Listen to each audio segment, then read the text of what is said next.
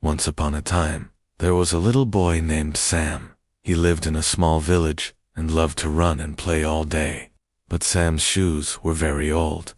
They had holes and made his feet hurt. One day Sam found a shiny pair of shoes near the river. They sparkled in the sunlight and looked brand new. A little note said, "These are magic shoes. Use them wisely." Sam put them on, and suddenly zoom, he ran faster than the wind. He jumped high, like a kangaroo. He could even dance like a pro. Everyone in the village was amazed. Sam helped people by running errands, bringing water, and chasing away wild goats from the fields. The magic shoes made him a hero. But one day, the shoes started to fade. A voice whispered, "Magic only lasts when used kindly." Sam understood. He had used the shoes to help others, and that was the real magic.